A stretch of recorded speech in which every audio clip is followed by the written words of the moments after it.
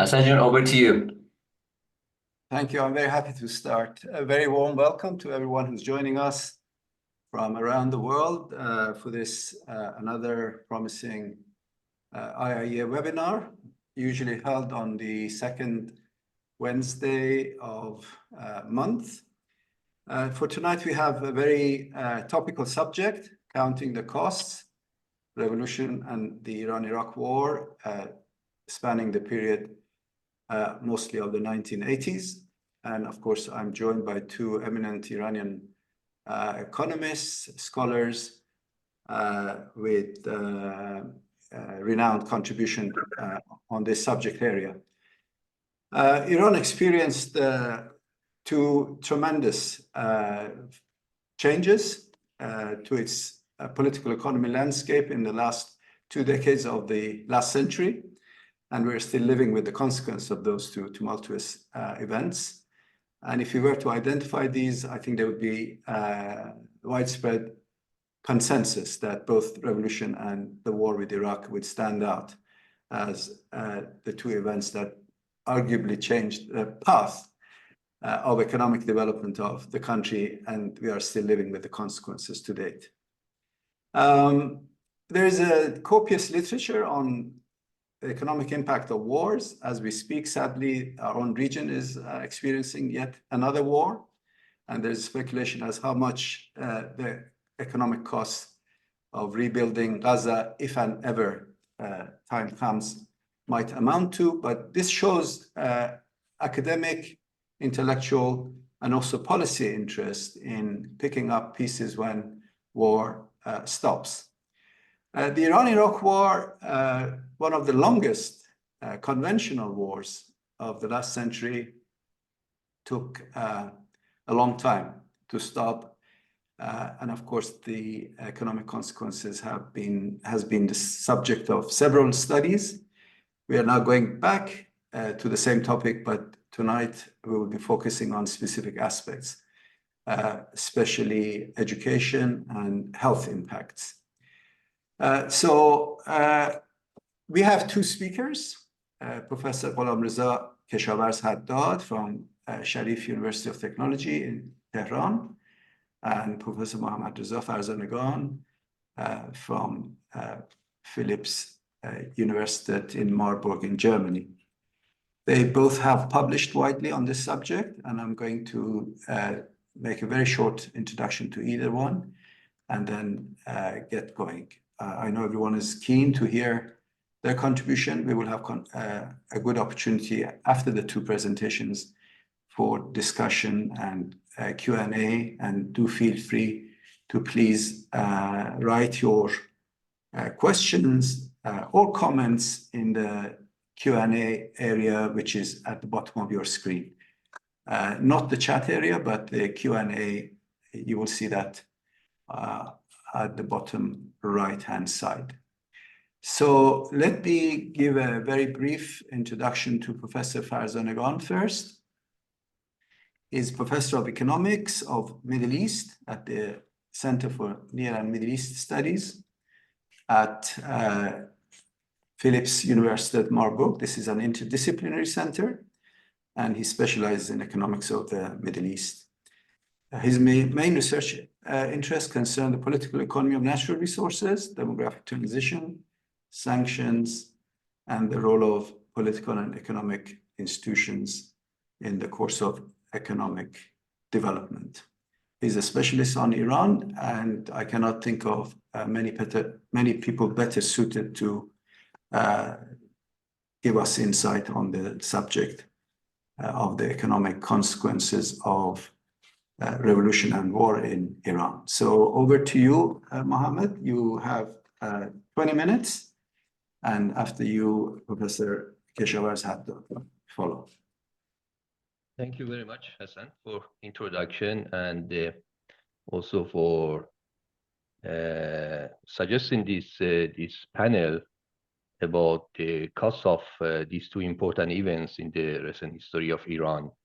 I'm happy to talk about one of the studies which I did recently on the effects of revolution and war with Iraq, on the life expectancy, the focus of this paper on that.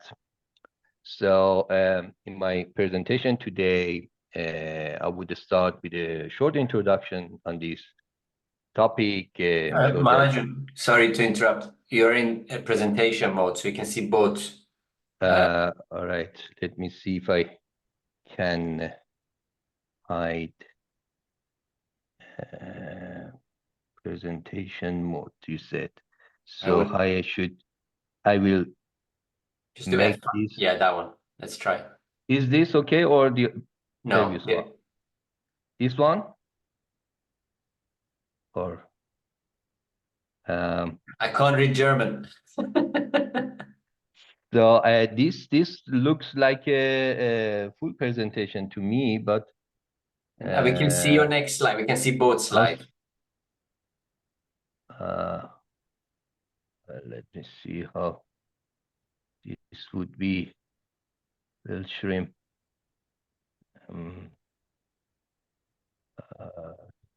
But that basically should maybe.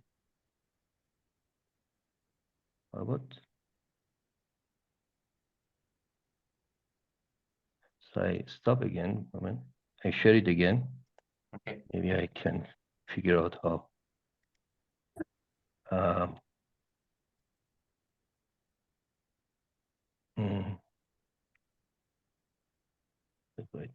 This. Sorry. You can just leave it like that if you want. Yeah. Let me. So it's something that is locked, so I cannot move it. But if it's okay right now, this is perfect. I can continue it. Right. Sorry. Yeah. Yeah. I hope that you can see that nevertheless. Right. I mean, back to the topic on the revolution and the war, and basically how was the consequences and the effects of these joint events of revolution and the war on these very specific aspects of health indicator, key health indicator in Iran. Well, the background on that is this event was substantial in terms that, first of all, the revolution of the Islamic Revolution in 1978-79 was quite like a shock and unpredictable. So in that sense, it was a kind of exogenous event which resulted to substantial changes in different aspects of Iranian society.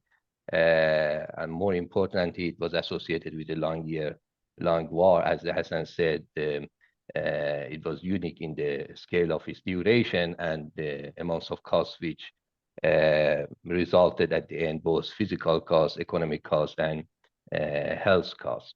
The revolution was also unique in the term of mass mobilization, which is resulted. So we have a statistic on the number of people who participated compared to other social revolution in the rest of the world. That was also a substantial cooperation and movement within the Iranian society in the 70s against the monarchy of Pahlavi.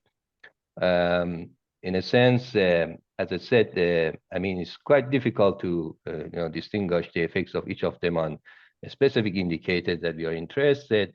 Both of them are somehow had overlapping. So revolution happened first, and as a result of change in the balance of power in the region and the opportunity observed by the neighboring Iraq, it was associated with the 8 Years' War. So what we are referring in this study is the joint effect of revolution and the war at the end. We do have also studies which refer to economic costs of the war, the amounts of GDP affected directly, the damage on infrastructure and the key industries of Iran. But also what is also important for the sustainable development of a country is the negative consequences that these type of events have on health, education, and other key determinants of sustainable development across the country. So the study which I'm going to present basically is focused on the latter type of outcomes, not the former one. Well, in the term of specific casualties of the revolution itself, there are also statistics which refer to the number of people who got killed during the protest. The statistic that we have a little bit difficult for the over Iran, but the numbers for Tehran are available, and that basically showed the numbers are around close to 1,000 individuals which died in the year of revolution. But the amounts of costs which resulted from the war with Iraq was more substantial, both in the number and damages, physical damages and human loss to the both countries of Iran, Iraq, but the greater share of the human cost, the direct casualties and the deaths was attributed to Iran. So 73% of the all deaths during the war was attributed to Iranian side. 85% of these deaths number of soldiers, which basically in battles and so on and so forth, died, but also other percentage related to civilians who got attacked and killed during the bombings of the cities, and a part of civilians related to civilian deaths during the Kurdistan conflict. So these direct costs of revolution, human cost of revolution and the war, of course, it doesn't tell us where Iran could be at the absence of revolution and the war in terms of its key health indicators, because for that purpose, we need to have a kind of reference group or counterfactual Iran, synthetic Iran, which basically give us some ideas where Iranian society could be at the absence of these two major events, right? So with respect to that, the paper and the study tries to generate that type of counterfactual Iran, which could reconstruct the situation of Iran in terms of its economic structure and social health indicators before revolution. And obviously, if there's a causal impact of revolution and the war with Iraq, we could observe that effect after that event. So the key in these approaches, of course, to be able to generate that counterfactual, and that would be a helpful strategy to basically focus on the impacts of these two events. So life expectancy is something which is the focus of my interest in this study. Definition of life expectancy is an indicator which has been mentioned in literature on the sustainable development many times as a very key indicator for saving rates, investment in education, quality of education, etc., etc. According to the World Bank, these indicators define a way as the average number of years a newborn is expected to live if mortality pattern at the time of its birth remain constant in future. So obviously, an important factor which can negatively affect the life expectancy at birth is the pattern of mortality rate. So infant mortality rate, mortality under the age of 5, adult mortality and similar ones, right? So a degradation in these indicators because of factors such as change in the regime, political instability, conflict, violence, and war, changes in the economic policies, education policy, health policy, and so on and so forth, environmental condition, all can result to substantial negative impacts on mortality patterns, which at the end translated to negative result for life expectancy at birth. I have here two examples, the one for life expectancy of Iran in 1979 and the other in 1981. 1979 was the life expectancy, total life expectancy average over male and the female in Iran was 58.6, with the meaning that the hypothetical cohort of infants living through the age-specific mortality of Iran during the 1979 could expect to live for the number of 58.6 years, assuming that the mortality pattern observing that specific year remain constant throughout the lifetime. In 1981, after revolution and at the beginning of revolution, all those internal costs and also the war with Iraq, this life expectancy estimated to be around 56.7. So it was a reduction in that. So this is basically happened, this reduction, because of the negative development which we observe on the mortality pattern in Iran, especially for the male population. Now, of course, this was the outcome of interest that we do focus on that to basically measure the impact of revolution and the war. to build that counterfactual Iran as good as possible, as close as possible before the event of revolution, we do also use a few predictors which we would use to generate the synthetic Iran, provide a good matching between real Iran and its synthetic one. And these predictors at the same time are also relevant for explaining the outcome of life expectancy based on the literature. These are per capita GDP, share of government expenditure in GDP, population growth rate, age dependency ratio, and so on and so forth.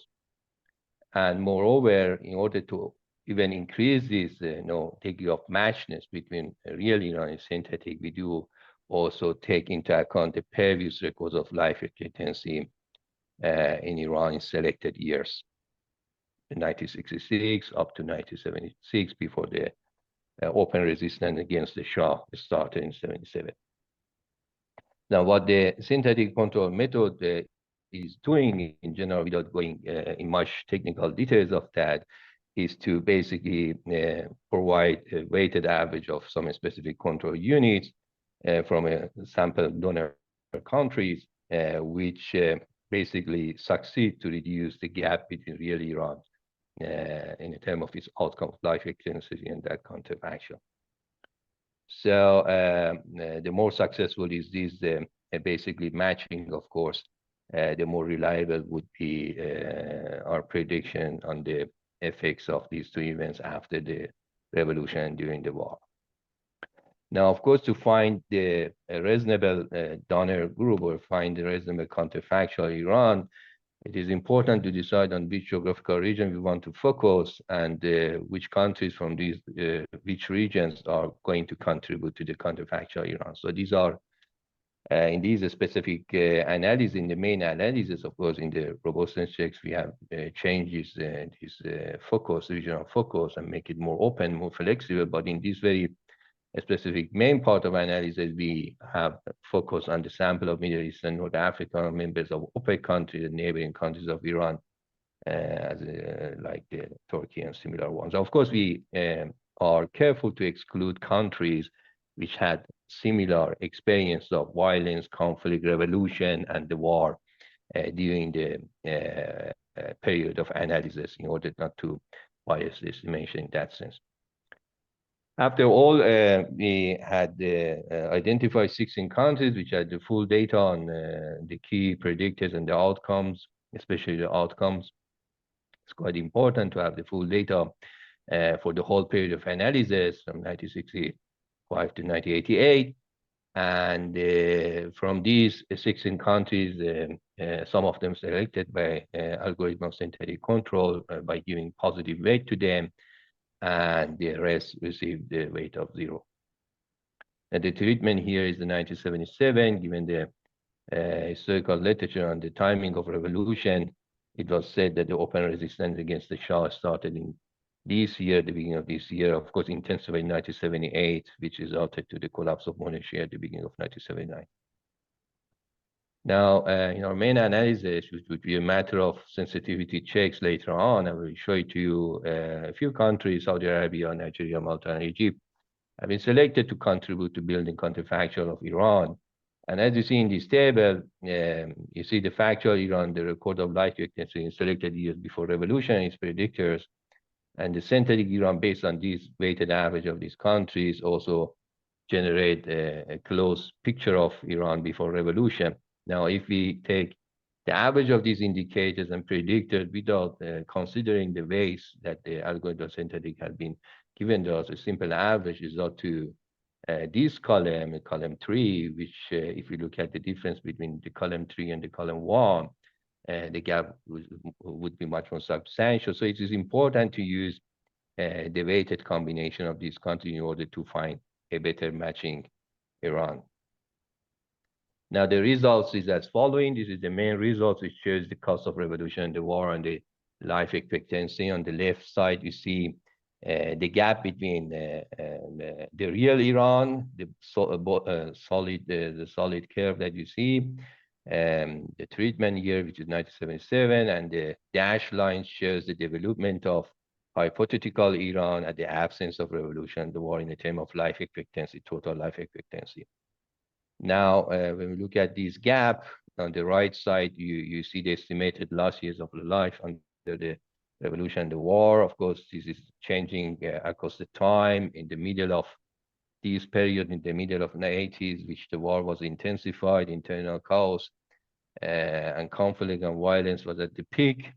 We do see the largest damages in the term of lost life expectancy have been observed, but in general, on average, this loss of the life expectancy is estimated to be around 5 years. In other words, in the absence of revolution, the war, an average Iranian life expectancy would be around 5 years longer on average, on estimated level. Now, these main results, of course, is something which invites us for a couple of sensitivity check and robustness analysis to make sure whether the obtained main result is sensitive to any specific country, any specific observation, and what will happen if we apply the same analysis on other countries in our sample. Do we see also the similar result? So in that case, basically that would be a challenge for reliability of result. So there is a test, the so-called plausible test that we apply. For example, the process of synthetic on all other countries in our donor group to find out whether this gap that we observe after treatment, before treatment, is something unique to Iran, or other countries also show that in a magnitude of Iran. And of course, in this exercise, it turns out that Iran is the #1 in these countries. So it's a unique case, which no other countries in this sample basically show that type of response. And the p-value of 0.058 give us this sense or idea that we can close to 95% confidence statistically that the effect is substantial and relevant for the case of Iran. It's not obtained by random and chance. Now, there is another test, so-called in-time plausible, that we change the time of treatment to bring it to another year before the revolution to find out whether we do observe again the similar effects by selecting randomly in a specific year before the major effect, that was major event, that is revolution in this analysis. So year 1974 has been selected, and we do observe that the gap again start from the earlier one, which was our major event, revolution, and not before that. In these specific tests, leave one out synthetic controls. Obviously, there might be some question that Malta, some specific countries, Saudi Arabia, high weight, and what will happen if we exclude these specific countries which have contributed to counterfactual Iran. Do we still observe a similar, basically estimated loss, or maybe the picture will change? So here in the leave of leave one out analysis, we exclude each of these countries which contributed to counterfactual Iran one by one, and you see these different dashed lines basically reflect the results of counterfactual Iran as a result of these exclusion one by one. But overall, we do see that the pattern has not changed. Still, the gap, even the gap a little bit has increased. For example, when you compare the main synthetic Iran, this dashed red line with the other ones, which is a result of excluding other important countries in counterfactual Iran, we do see that a little bit the gap even increased now. So all these basically help us to increase the confidence on this result. Now, to come into the basically discussion of this, what are the channels, what could be the mechanism, and so on and so forth. One thing that we have also tested here, how fertility rate after revolution during the war change. You see that Iran experienced this solid dash line, and the synthetic Iran was like this. And obviously, we are observing the excess fertility rate compared to the counterfactual, the absence of revolution, the war. And there is this literature that there is a trade-off between high fertility rate and life expectancy, especially if this fertility rate, increasing fertility rate, is happening in an environment that the health conditions are weak, or basically it results to high infant mortality rates and decrease in life expectancy. Now, we did not observe that. We also tested the infant mortality rate, male and the female, Iran counterfactual Iran. There was not that significant difference after revolution and the war. So this possibility most likely has not driven our main result.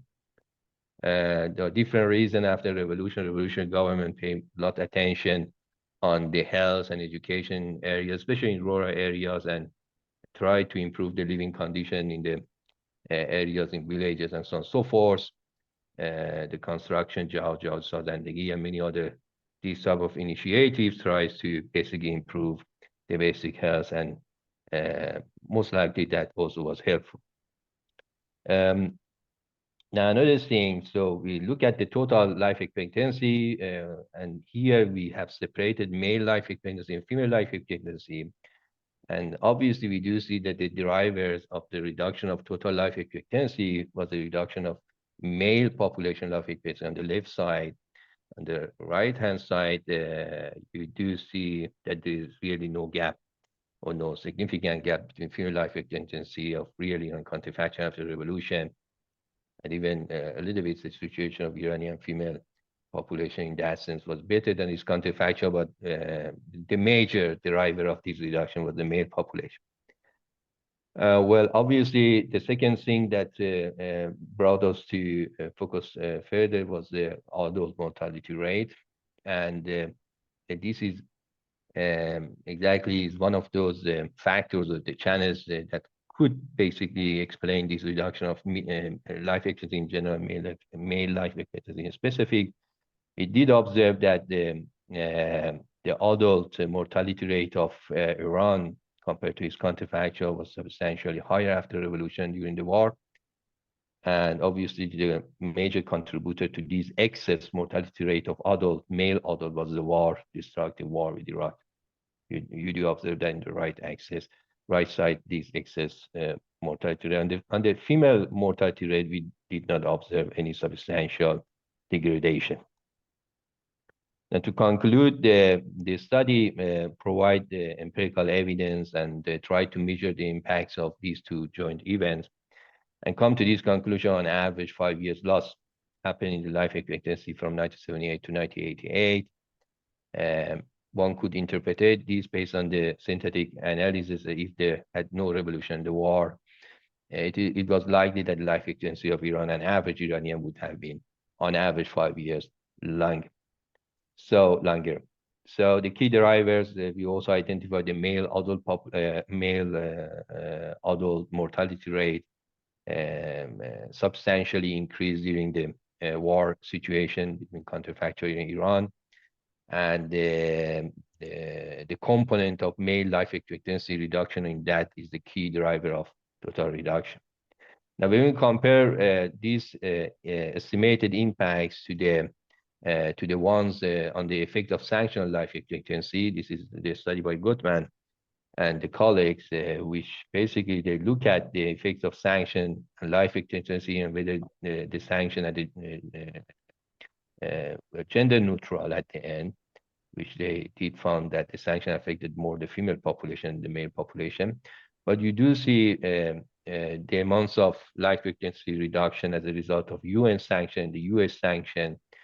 The case of Iran was much more substantial in terms of war.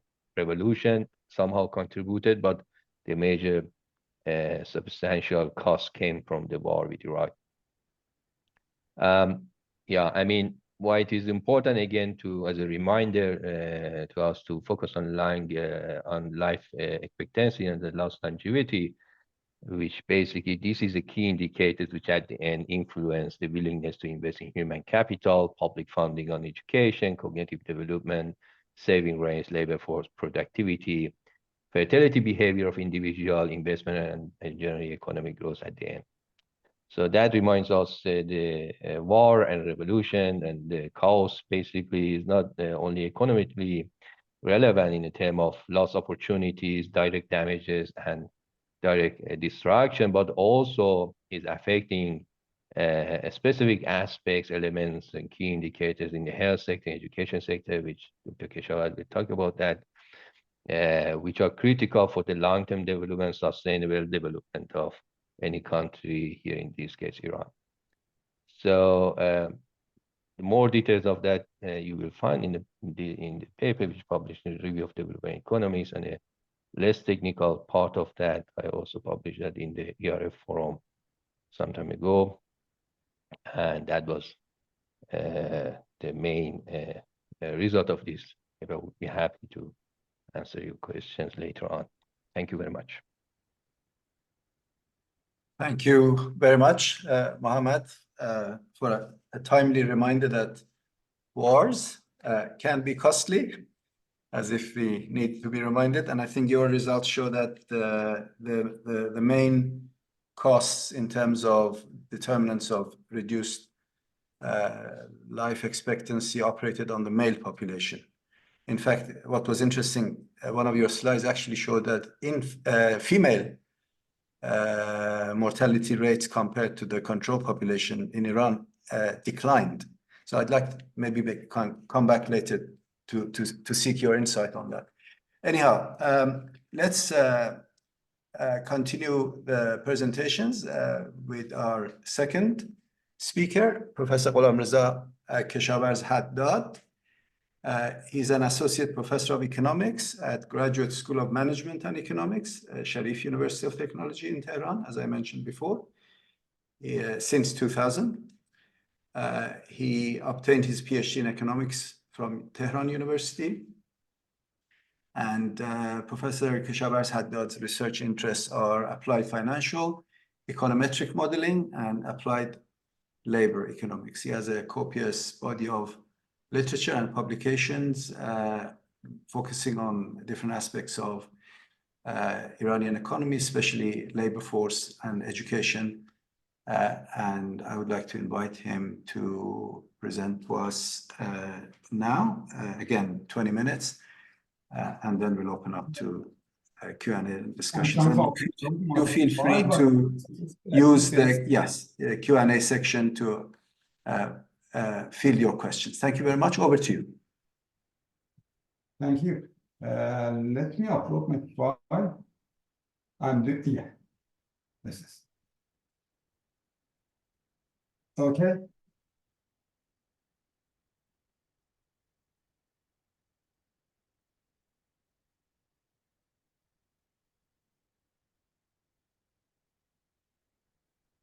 Is that working well?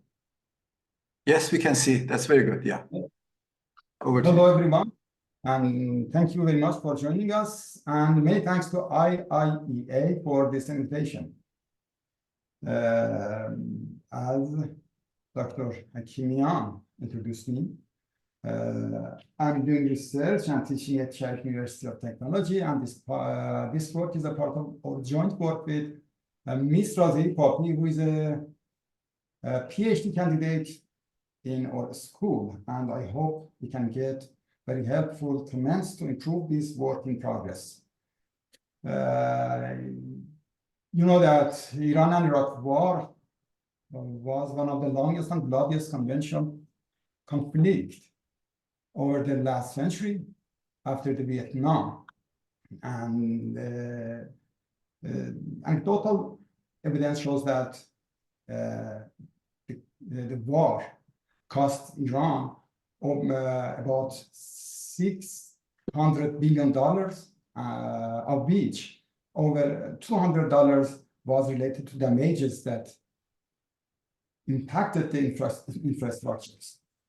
But every war and revolution and the big social change may have observable and unobservable impacts. For example, during a war, at least the people with my age and older can remember that we had food shortage, medicine shortage, and hygienic materials shortage in Iran, and long queue for obtaining food and fuels, raising inflation rate, increasing government budget deficit, raising unemployment, and finally, the most important that we are going to address in this presentation was the change in the fate of youth and adolescent for several cohorts. If you see this graph, we can see that during the wartime, we had only 2 years of positive GDP growth and GDP per capita. And for the rest of years, the GDP growth was negative. It means that dinner table of the people during the war were shrinking. It means that there were lots of open mouths, but fathers and mothers, the parents, couldn't feed the mouths and nourish, and many kind of physical growth of the children may have been damaged by this war. And one point we should say here, we should mention here that the time that we accepted the UN 59A consolidation was the time that we had the minimum level of GDP per capita. It means that we accepted it in the off-peak or economic situation. So we can say that, for example, war may have economic and non-economic, mental and physical damages for the society which is involved in the war. But we are not the first that working on this phenomenon, the issues. Farzanegan, as presented in his recent and today presentation, estimate that the life expectancy in Iran shrank 6 years during wartime. And Dr. Reza estimated that the probability of high school completion by a typical student reduced about 9%. But some may assume that the effect of war only is limited to the fate of male children. But in this presentation, I'm going to address this point that not only the male children fate has been changed during the war, but also the female students were damaged. The fate of female students were damaged during the war, and it was one of the impact of this devastating war. To see what happened to Iran and what was the extent of the war, we can see that 5 provinces out of 27 provinces involved in war. The destruction of schools and the shelters caused a migration of families from the war zones to the other provinces. It means that they were challenged with new problems for establishing in the new environment and to find a way to survive in new life. And furthermore, the participation of teenager young adults to the national defense. They left classrooms and the war uniform and voluntarily joined to the army force in battlefield. So we can image this problem by this graph that this map shows that 5 provinces were involved in the war, which consists of about 15% of Iranian population. But Azerbaijan Gharbi was not totally involved in war. Half of the Azerbaijan Gharbi was involved to the war. And on the other side, many cities were exposed to the missile attacks, air attacks, and even to cannonball attacks. For example, Khuzestan was the first province that was under the missile and air attack of, and direct land attack of the Iraqi army, and Tehran was the second province, and other provinces were exposed to the war, by and large, about, for example, 100 cases, 150 cases, and less or more. But this map shows the intensity of the involvement in the war by the youth and the people. This is map shows the number of martyrs out of 10,000 people in each province. Isfahan was the first, Yazd is the next, and the last one is Sistan, Baluchistan, and Hormozgan, and other cities and provinces were involved by and large. So we are going to address this question. What would the secondary school enrollment be if the war had not happened? We are going to model the school drop rate for aggregate population, the youth and adolescent in the whole country. And then we will go to disaggregate this rate for male and female students. But let's see how was the education system in Iran over the time. By 1967, we had 6 + 6 years primary and secondary system. Then the system has been changed to 5-3-7. The system that were called the new system at the time.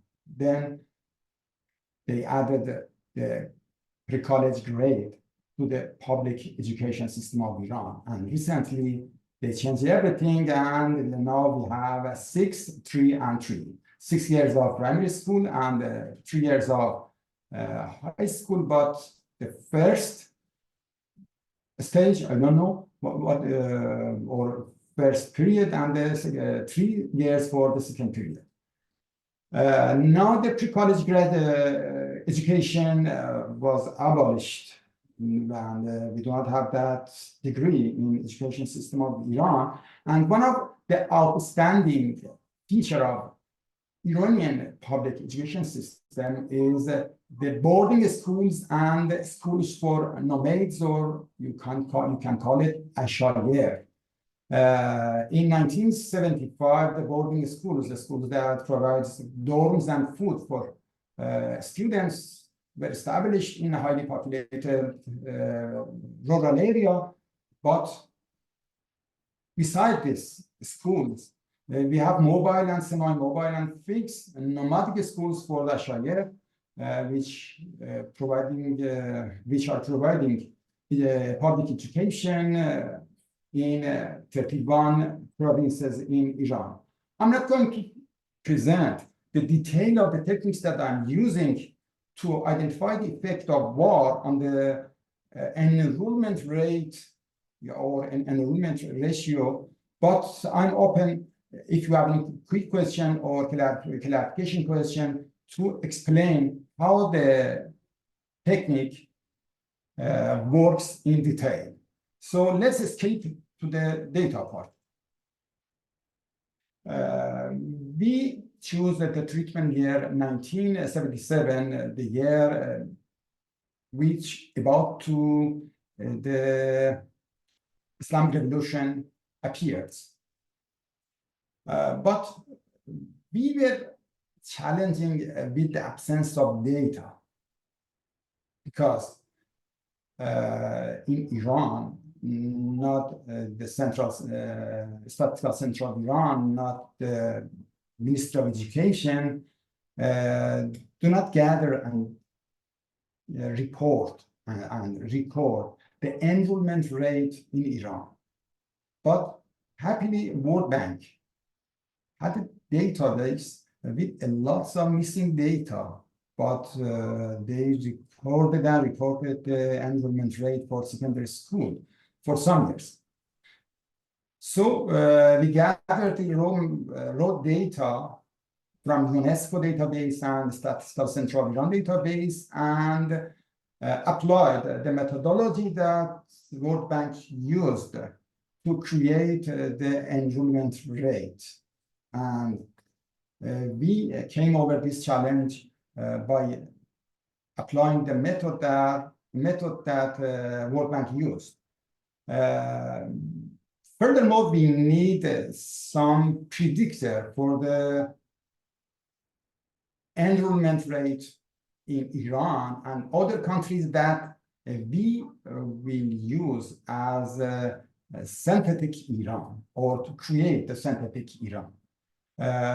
We need to have per capita GDP for all the countries in donor pool and population growth in donor pool and secondary school enrollment in other countries and Iran, and urban population in that countries, including Iran. So we can define the impact as the difference between factual Iran, I mean the enrollment rate in high school in Iran or secondary school in Iran, and we should make a counterfactual Iran for over, from the beginning of the time series that we need, I mean about 1970 up to 1996. By this way, we created the outcome of interest for Iran. The brown points and line shows the calculated and reported data that World Bank reported. And we followed the World Bank's methodology and created the blue points and line. And then we cross-checked. So as you are seeing, our calculation, I think, was accurate enough to use in the modeling part. For the first estimation, we choose donor pool including 19 countries and plus Iran. In our donor pool, we had Algeria, Ecuador, Egypt, and other countries. But only some of them received the positive weight.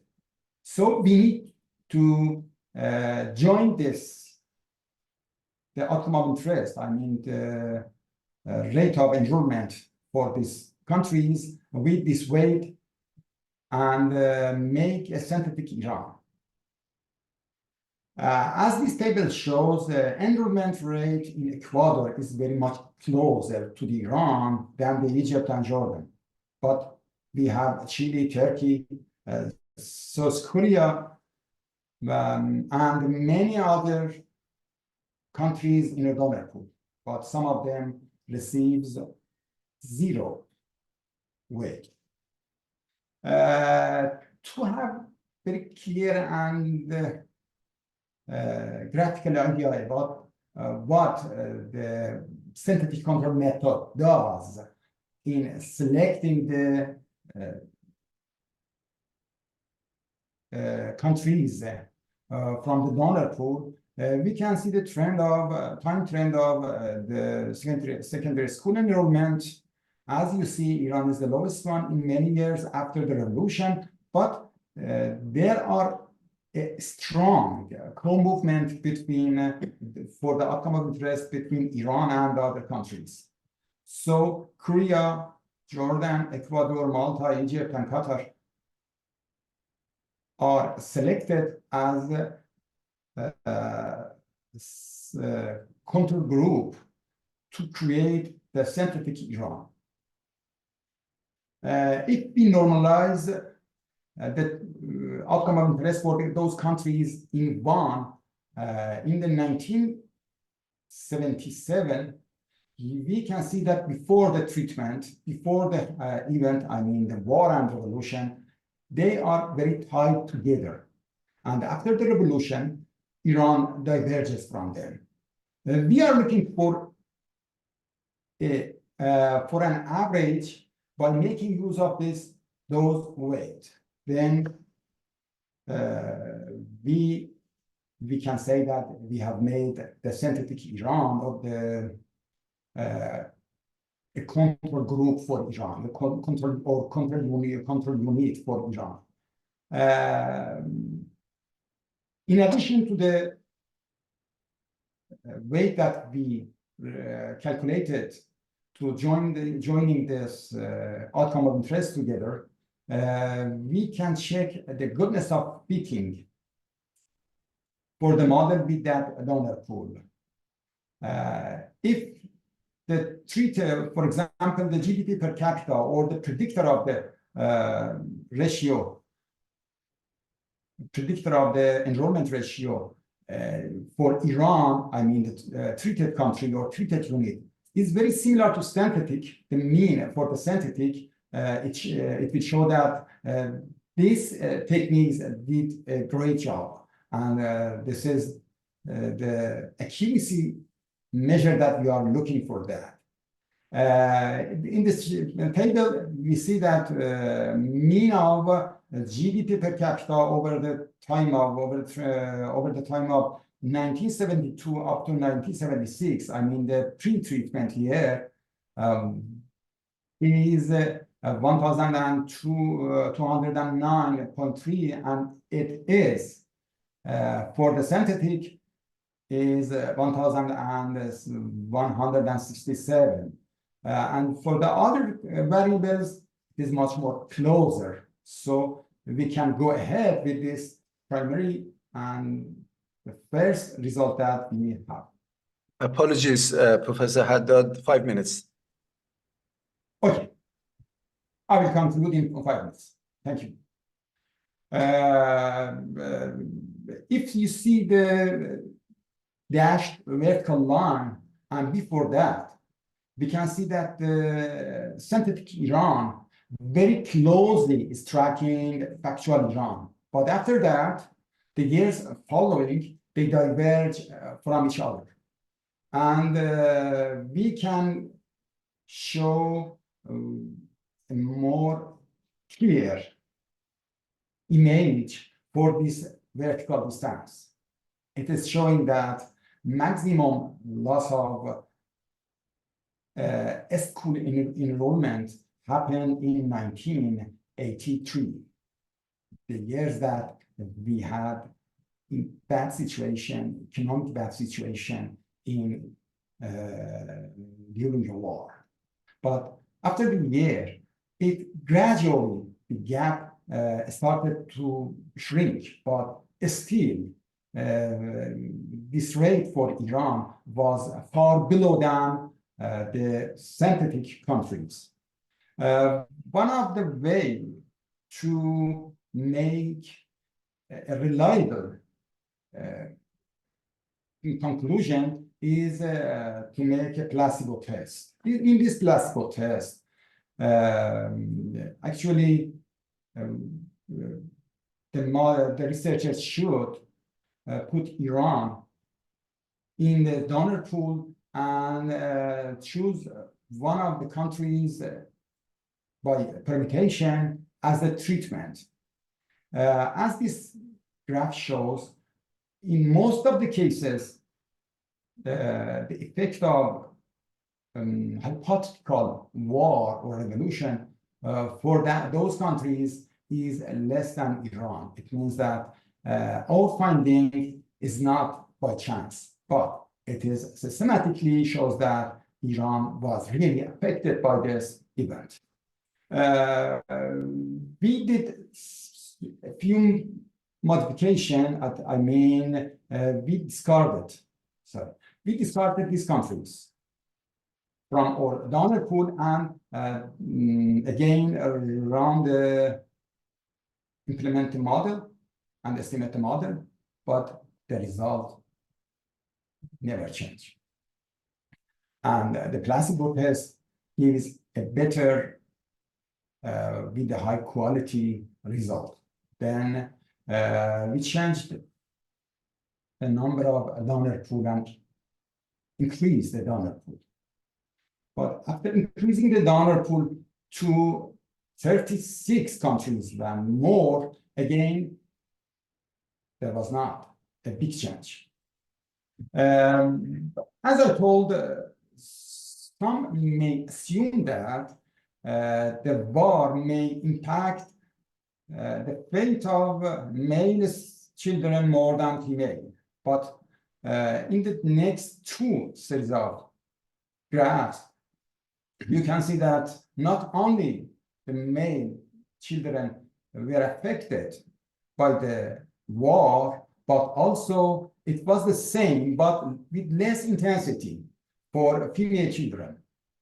And in this graph, we can see that the enrollment rate, secondary school enrollment rate for male diverges from the synthetic countries, and the real Iran is far less than the synthetic countries. And the gap is significant. It means that over 20% of, in 1984, over 20% of male students dropped out from school, and they left the school for many reasons, at least joining to the army force, or their family couldn't afford the life and sent them to work. Again, this is the placebo test for the male children model. And so we can go back to the female children.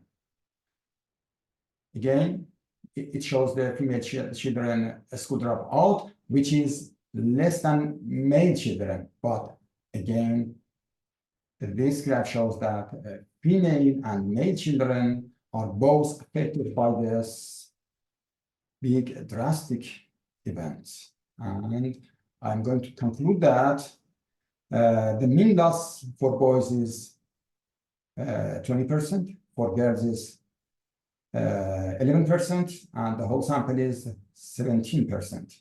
And the maximum of that for male students is 20%, and for girls is 16%. And the minimum of that was 5% for both. Thank you very much for giving me this chance to present the work for this very eminent audience. Thank you very much. Hassan, round is yours. Yeah, thank you very much. These two presentations are obviously very rich. You cover a lot of ground. The results are broadly similar. You identify negative impact, the negative impact of what you band together as revolution and war, but you know, each one had its own impact. And in the case of Dr. Farzanegan, it's a loss of life expectancy, a reduction of 5 years overall, mostly concentrated amongst the male population, and in your case, reduction in school enrollment rate. You mentioned dropouts. I mean, the focus on enrollment rates may be misplaced because, you know, even if you have comparable or favorable or sustained enrollment rates, there's no guarantee that students who are enrolled may necessarily complete their secondary education. Anyhow, we have a number of questions, predictably, because Dr. Farzanegan presented first. There are quite a few questions that are focused on his presentation. And Kamyar, can you give the audio control to some of our colleagues who have asked a number of questions? I don't think I would be doing justice if I were to summarize. Professor Massoumi, S.C. Massoumi has asked a series of questions aimed at Mohammad Farzanegan, and if you can give him the audio, he can best, maybe briefly, but synthetically, tonight is the synthetic methods night, if you can pose your questions to Farzanegan. John, you should be able to talk. Oh, good morning or good evening, everyone. Can you hear me? Very well. Please go ahead. I feel educated and informed. I appreciate both presentations. Tremendous. I have to hold back to hold my emotions and try to focus on the objectives. I always think these estimates are underestimates before I listen to anything. But so to be helpful, generally speaking, I believe both the studies I just feel that there may be some underestimation. My candidate for a reason for underestimation is the methodology. The synthetic control method, I think it's Abadi who started it at Harvard Policy School. It's really a missing data imputation method, rather than a treatment effect methodology. The reason that matters is that data imputation presumes no regime change due to treatment. So it's very effective when things would be as they would be, with or without, and then there are missing observations. So one uses the same model, the same regression, as it were, and imputes the missing variables. It's much better than the old-fashioned predicting, but it requires the model to be true with and without the events. The more generous interpretation of the synthetic control method here is that it's a matching exercise. One is trying to match other countries with Iran and therefore use them as the state of Iran without but for kind of a scenario, counterfactual, without the war. And with that interpretation, the choice of countries becomes huge. In other words, these other countries will have to mimic, will have to be twins for the matched subject in every respect and represent both the treated and untreated states. And we all appreciate that, and your papers suggest that this war is the most significant, most brutal war in a century. And therefore, it's very hard to think of any of these other matches, any other donor countries, as you rightly call them, as having experienced anything remotely similar to Iran's case. So I don't underestimate the difficulty of doing something like regression discontinuity and other matching methods or other treatment methods, because you have made very clear there are massive data challenges, both for Iran and for donor countries. So I'm sympathetic. I just think that the methodology would tend to underestimate. Synthetic methods cannot be used to test the validity of the model that one is fitting with or without the event, because they assume the regime will hold. And some of the choices in terms of dates, ending in 1988, would pick up the immediate effect. Again, more like regression discontinuity rather than longer-term effect. The longer-term effects would be more subject to the reservations I have, because post-1988, one will have to separate state policies and remedial policies and other trends from the war periods, and that's really hard to do. So with a lot of sympathy, I share those thoughts, more like comments than so much questions. Okay, thank you very much. Let me invite both Dr. Farzanegan and Keshavarz Haddad. If you want to make a brief response, this is asking questions on the methodology side. I'm sure these are questions that are on the back of everyone's mind. Would you like to address those? Yeah. Okay, Thank you. I think, yeah. You please first, Dr. Farzanegan. I mean, thanks, Sanjar, for all these good and relevant comments. I mean, the point regarding the critical issue of selecting the donor group, in which the countries which are building counterfactual Iran for predicting or for estimating the effects of the events after the treatment years, I agree with that is quite important.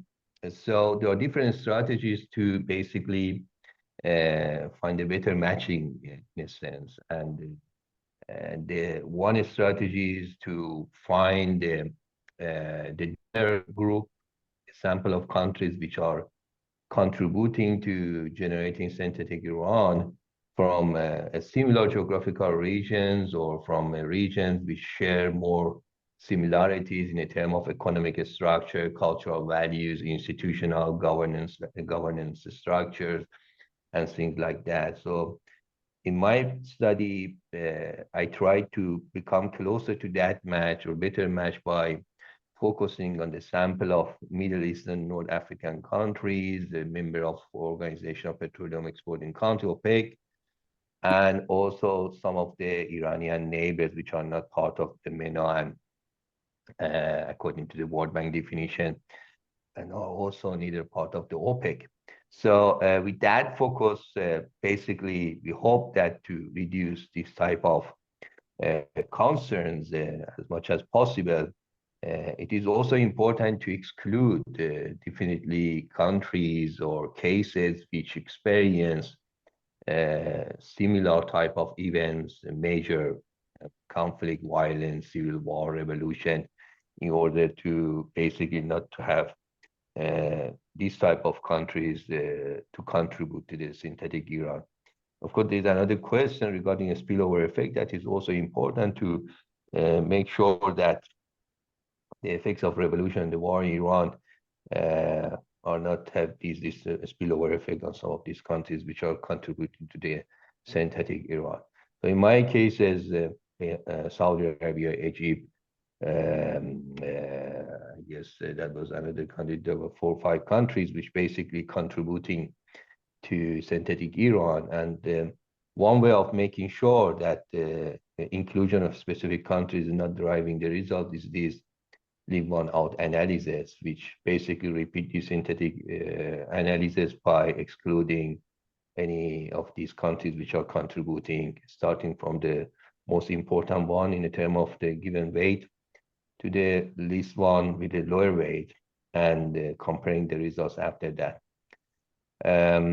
So this is basically yeah, there are quite a few questions. If you don't mind, let's move on. Yeah. Unless Dr. Haddad, you want to make a comment? You don't have to, unless Thank you you want very to. much. Steve, long time no see, and I'm very glad that hearing your voice here. And as if I understood correctly, your comment is related to this is the matter of technique, as I understood from your comments. And actually, we didn't have, based on my information, based on or my knowledge, we couldn't have the other method to quantify the effect of this event, because we do have only one unit and we had to make a donor pool to make and to create a synthetic.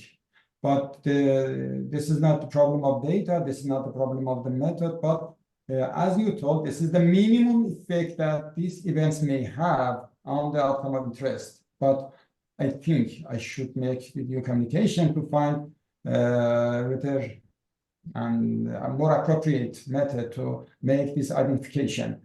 Thank you very much for your comments. I think there is a philosophical question here, and that is basically, by definition, you focus on 2 factors, war and revolution, and you try to explain the divergence between the synthetic group and Iran in terms of those 2 factors. But that assumes or presupposes that everything else was the same.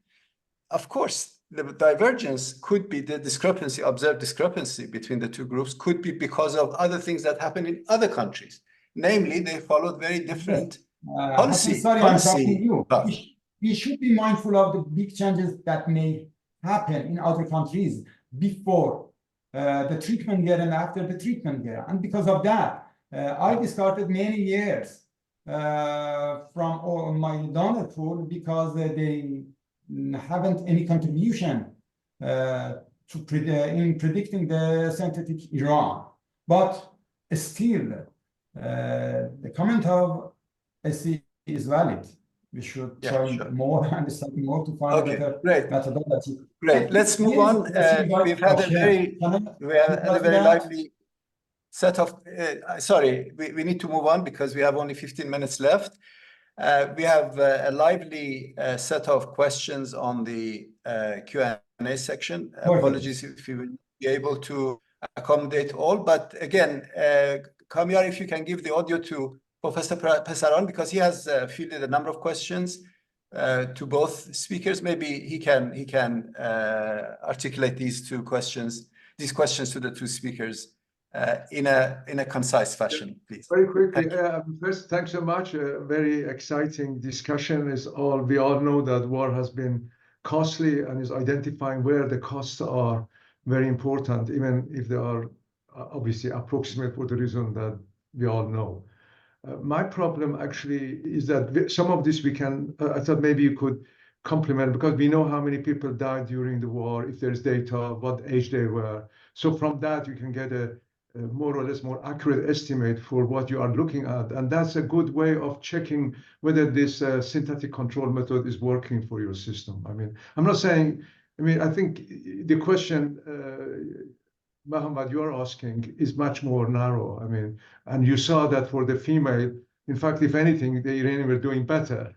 Yeah. Which contradicts, in fact, the evidence on the secondary school, which I asked the question, but then I saw the answer was given, that secondary school, the females suffered, which is surprising to me, because when I went after revolution to Iran, one of the issue was that in Iran, the female participation in higher education has increased, because before revolution, a lot of traditional families wouldn't let their kids go to school. I had this discussion with Dr. Tabibian. I learned a lot that was unintended consequences of revolution, was that the female became much more free in terms of going to a school, because the parents wouldn't. And then also the men were legitimate to be married, they weren't available. So there are lots of reasons that things are very different. I think I would rather you guys did a little bit more structural analysis of Iran, rather than just comparing with other countries, in my view. I'm hoping we do more research on that. In other words, think of Iran, forget about other countries. Given the data in Iran, can we find out which part of society let's say were affected most and why, and so on. I'm not saying the studies done are very worthy, because that's the beginning. Anything you do, you have to start from somewhere. But the second problem I have, the counterfactual, which we're discussing, is also related to another problem. The reason revolution happened, it means that the previous regime could not be sustainable. I wrote an article under pseudonym. It just could not be sustainable. I was in Iran. The factors were indicating that the previous regime, the way the economic system was operating, wasn't sustainable. So therefore, this argument that if revolution happened, things would be, as usual, in my view, it is a wrong argument. But a lot of people make it. But that's, anyway, that's a second point. Okay. I'll stop. Okay. I think that was more a comment, so let's leave it there. There is a question by Rahim Tagizadeh, thanking you, Dr. Farzanegan. One of the main consequences of revolution and war with Iraq was emigration from Iran, from the country. Did you consider this variable on estimation of life expectancy during the research period? I think we know the answer, but do you want to reflect on that, please? That's a good question, especially or the comments in that sense. We have not exclusively control for the role of immigration in this study. We look at the possible drivers or channels or factors which can explain this reduction of life expectancy in general, and found out interesting observation that gender matters, and obviously the male life expectancy suffered more in that sense. And we attribute that more to the event of war rather than to the revolution per se, and the destruction and human cost which was resulted as a war, and the change in the adult mortality rate. Because as I said also in my presentation, we also did not found any substantial meaningful differences in the term of infant mortality rate on the age of 5 mortality rate between Iran and synthetic. So in that sense, most despite of increasing fertility rates. So in that case, that should not be the driver. But the point of immigration definitely is an important factor, especially if we consider the immigration of skilled labor in different sectors of Iranian economy, especially in medical and medicine. part could have consequences for provision of health in Iran. From that perspective, which could basically also explain part of these increases in the mortality rate, whether the war was more dominant effects or the immigration. I would tend to discuss the destruction effects of war was bigger than that one. And as Dr. Pesanan also just mentioned, also after revolution, there was a massive investment in the field of education, primary, secondary, and higher education, more equality of education opportunity, which could somehow try to replace part of the lost human capital as a matter of immigration. But explicitly, we have not control for this topic in this very specific study. Okay, thank you. Kabiar, I'm going to ask you to next give Nader Shamlou the audio, but before that, while you prepare, there's a question from Saeed Moshiri, who's asking whether this method is able to say something about the long-term impacts of the war shock. If the effects are temporary and the loss is recovered after the shock, the estimation of the long-run effects would be of more interest. Is that something you have given consideration to?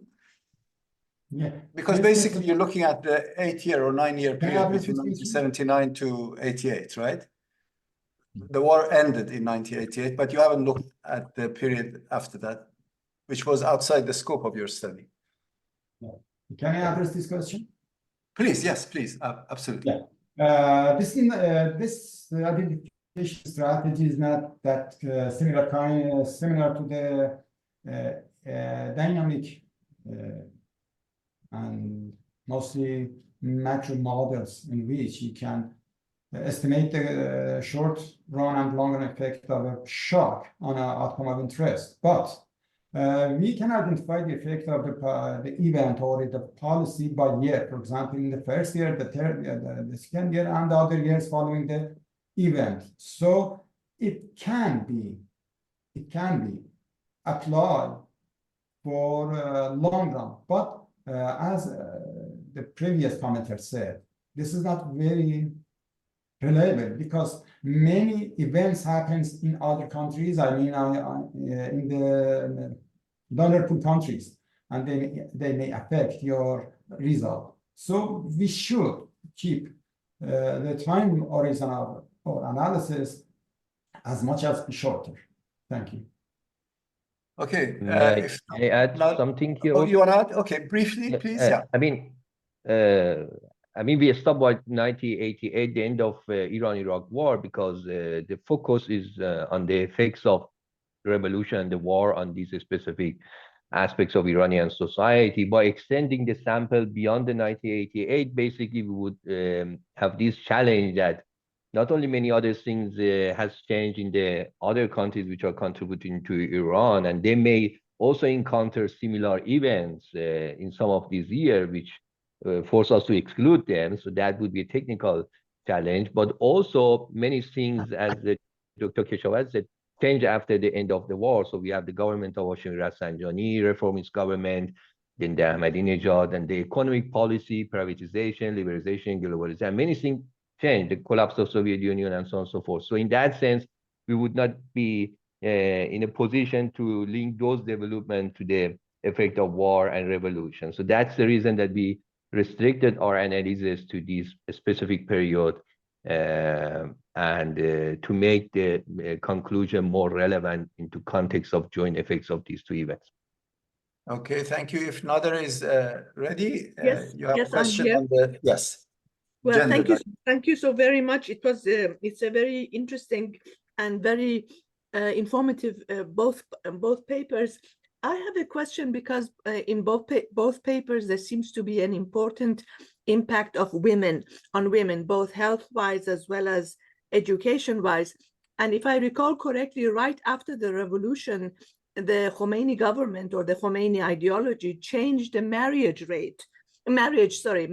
age from, I think it was 18 down to 9 years old. And then, you know, with a lot of with a lot of advocacy. It was later changed, I think, at some point in time later in the 1980s to 13 years. And I do recall that there was this big rush by more conservative families to marry off their daughters at younger age, which means that they couldn't go to secondary school, which means that they couldn't go. Could this have been one of the side factors or one of the important factors for the decline in secondary education? I agree with Hashem that the philosophy of the post-Islamic Republic was that now women can go more to school because some of the barriers that used to exist before the revolution have been removed. But on the other hand, some other barriers were introduced, and also this younger marriage age meant more childhood pregnancies, more perhaps maternal deaths. I know that in the 1980s, maternal mortality rates in Iran were quite high, and with an increase in marriage, in child marriages, it could have been that many of these younger mothers were victims of, and it may have impacted the age, the life expectancy. So if you could perhaps look at this, if you're doing a revision of your papers into this important facet of policies post-Islamic Revolution, that would be great. Thank you so much, and I learned a lot. Okay, let me, I think this is for, something in the future, if you are revising your papers, to delve more specifically into the gender dimensions. And of course, the point about variation in policies. I mean, these years actually also happened to be the years when Iran pursued a very notorious pro-natalist policy. And this aspect would be another important differentiator compared to other countries. As we know, as you said, fertility rate in Iran increased, and the rate of population growth also surged. So there are also other important factors. Unless we attribute everything that happened in these 8 years to the ideology that directly followed the revolution, but I think that might not always be necessarily the case. There are two questions on the regional dimension, one by Hediye Tajali and another one by Hamid Mohtadi, who says, following on Hashem's point, can one use the province level heterogeneity within Iran to answer some of the questions asked? So I know Dr. Keshavarz Haddad, you had some breakdown in the provincial yes. mortality.